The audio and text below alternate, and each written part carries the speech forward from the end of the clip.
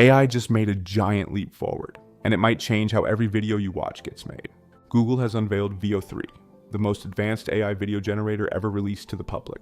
This tool can turn simple text prompts into realistic cinematic video scenes. We're not talking about janky, blurry animations. We're talking about full scenes with lighting, motion, detail, and emotion. Sure, it grabbed headlines for recreating the infamous Will Smith eating spaghetti meme, but the real story here is how powerful Veo 3 actually is. In this video, we'll explore what Veo 3 is and how it works, why it's a big deal in the AI world, what it means for content creators, filmmakers, educators, and even deepfake prevention. And yes, what that meme moment actually shows us about the future of AI-generated media. Let's break it down. Veo 3 is Google's latest and most powerful text-to-video AI model. It's designed to generate high-resolution video, 1080 IBO and above, based on nothing more than a text description, kind of like prompting DALLE or Midjourney for images, but this time with full motion. What sets Veo apart is how cinematic the results feel. This isn't just AI drawing moving pictures, it's composing camera angles, choosing shot types, simulating lighting, and tracking objects in motion.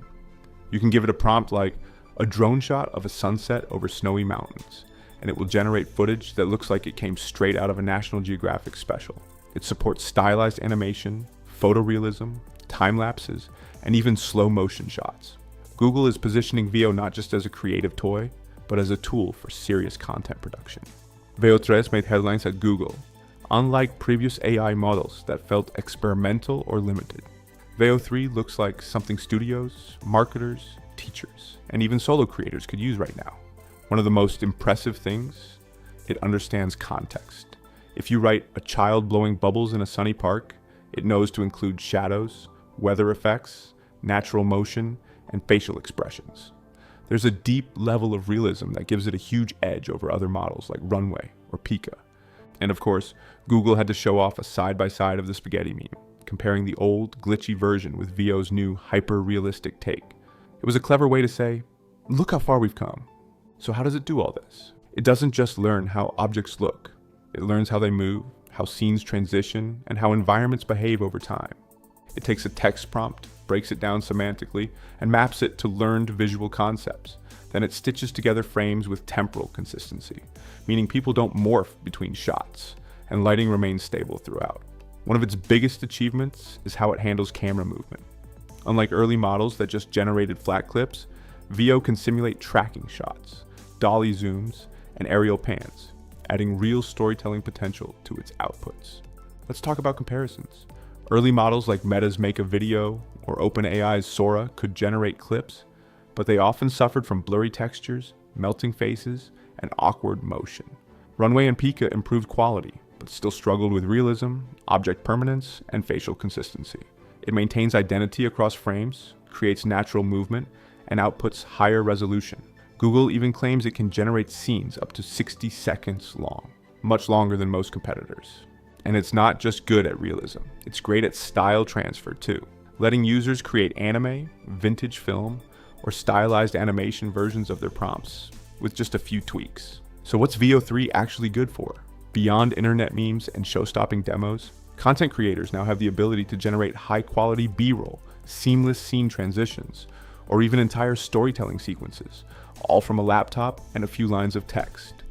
Imagine not needing to scout locations, hire actors, or rent equipment. Just describe what you need, and Veo brings it to life. Marketers and brands can produce visual ads, product reveals, or promo videos in minutes instead of weeks, and without the cost of a production team. Need a cinematic, slow-motion coffee pour, or a stylized product unboxing in a futuristic setting. Veo can make it, and it'll be custom every time. Educators and explainer channels can use Veo to bring abstract concepts to life. Visualizing things like climate change, microscopic biology, or historical events becomes not only easier but far more engaging.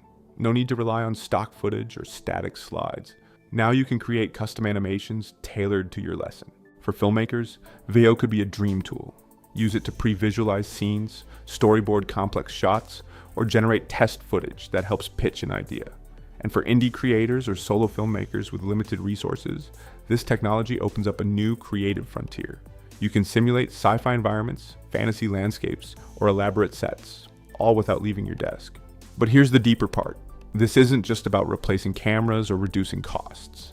It's about redefining what we consider real footage.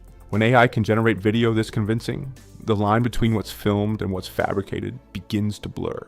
And that has massive implications, not just for creativity, but for credibility and trust in the media we consume. Whether it empowers creators or fuels confusion will depend entirely on how it's used and how we respond as a society. So back to the meme, why does it matter? It's not just internet nostalgia. By recreating a notoriously broken deepfake from just a couple years ago and making it actually believable, Google showed how quickly this technology is evolving. It's a visual benchmark. It says, remember when this looked ridiculous? Now it's borderline indistinguishable from reality. The comparison is both funny and a little chilling, and that's what makes it so effective. As impressive as Veo 3 is, there are still some major questions. Will this replace real video work? Can we detect what's AI generated? How do we stop misinformation, deepfakes, or unauthorized likeness usage? Google says it's working on AI provenance tools, like watermarking or metadata tagging to indicate what's synthetic. But whether platforms will enforce those, or whether viewers will even care, remains to be seen. And then there's the issue of access. Veo 3 is currently limited to select creators through video effects. If it rolls out widely, will it be abused? Or will it empower a whole new wave of creativity? AI video has officially crossed from demo to production ready. Whether you're excited or uneasy, one thing is clear. The way we create and consume video is about to change, fast. If you found this breakdown helpful, hit that like button, subscribe to Tech on the Mind, and let us know in the comments. Would you use Veo to generate your own video? And where should we draw the line between creativity and manipulation?